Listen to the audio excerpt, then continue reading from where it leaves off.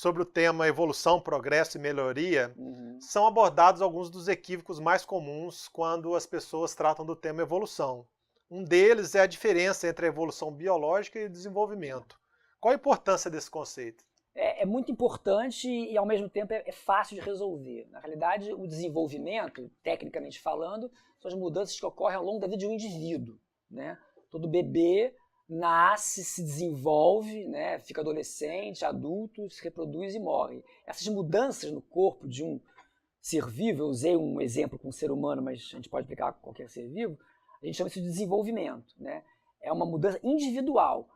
É importante marcar isso para o aluno, porque a palavra evolução é usada de várias maneiras diferentes, ele pode acabar confundindo. A evolução biológica é uma mudança populacional, né? São as populações que mudam ao longo da vida, né? Então, quando um grupo de indivíduos, alguns se reproduzem mais que os outros, e só os que reproduzem mais passam aquelas características hereditárias para a geração seguinte, quem está mudando é a população. O exemplo que eu costumo dar para os meus alunos é o seguinte, né? Todo mundo nessa sala aqui de aula tem uma média de altura, tá certo? A gente que somar a altura de cada um, a gente vai ter uma média de altura. A média é um valor populacional. Se por alguma razão as meninas preferirem reproduzir com os meninos mais altos, e todo mundo ri na hora desse exemplo, mas existem estudos que mostram que na Polônia, pelo menos nos anos 80, os homens mais altos tinham em média mais filhos que os homens mais baixos, né?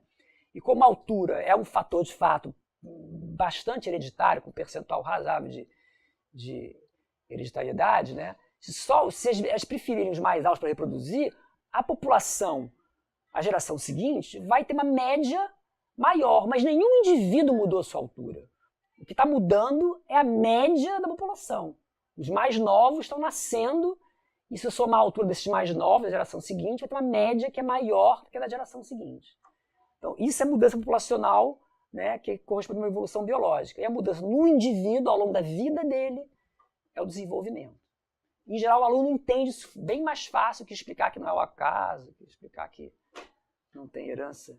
Felipe, um dos estudos dirigidos dessa semana você aborda a importância das aquisições culturais juntamente com a seleção natural na evolução do homem. Você pode falar um pouco para a gente desse estudo dirigido? Pois é, posso. Na realidade, o ser humano é a espécie que mais acumulou cultura, né, de longe, comparando qualquer outra espécie do planeta. E essa acumulação cultural, ela não é de agora, né, nem é da agricultura, ela é bem antiga, né?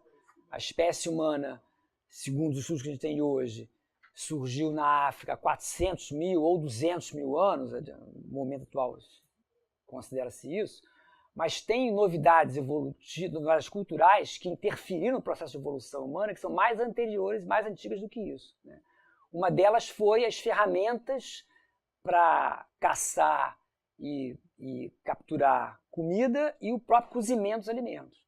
Então, esse processo de comer carne, que é um alimento mais calórico, e cozinhar tanto alimentos de origem de carne quanto de vegetal, permitiu uma absorção maior dos alimentos. E essa possibilidade de obter mais nutrientes foi responsável por ter um cérebro tão grande. Então, uma característica distintiva da espécie humana, que é ter esse cérebro tão grande, ela só foi possível porque, num dado momento, né, um Homo erectus, há 800 mil anos atrás, descobriu que cozinhar a comida tornava a comida mais gostosa, que ele podia mastigar menos e ele, portanto, absorveu a comida. Então, os indivíduos que puderam ter esse processo e, portanto, ter um tubo digestivo menor, possivelmente ficaram, né, com um cérebro maior, com maior habilidade, portanto, de sobreviver e reproduzir, tendo esse cérebro maior, e deixaram seus descendentes progressivamente com um cérebro maior. Então, se não houvesse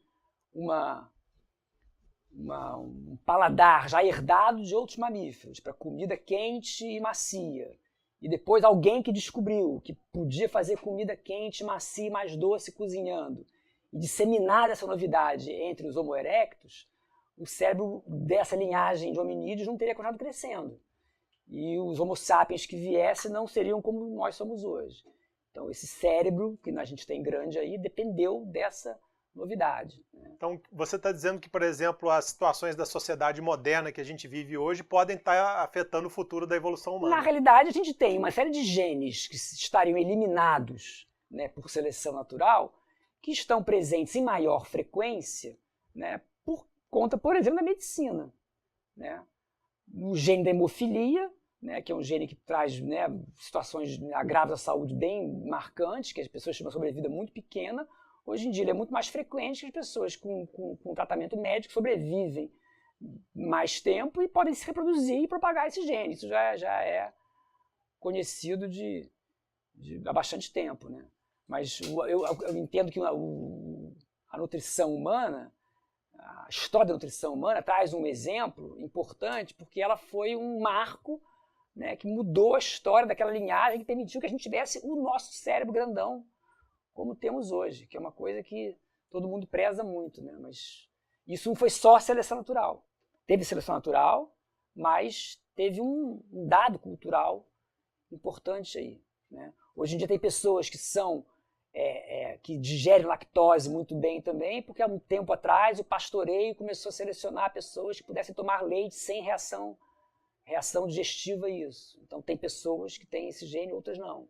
Entendeu? Isso também mudou um pouco, numa escala um pouco menor. A escala do cozimento do alimento é uma escala muito grande de mudança. Por isso que eu acho ela interessante ser usado como exemplo. Esse tipo de analogia parece ser bem efetivo para dentro de sala de aula. Eu comecei a usar esse estudo dirigido aí. Na realidade, os meus alunos conseguem absorver isso, né? Enfim, entendem esse processo, demonstram isso em questões de prova, por exemplo, né? Usando avaliações formais. Né? Então, acho que é um dado importante mostrar que na história da humanidade, cultura e evolução biológica andam juntas. Isso é importante também porque existe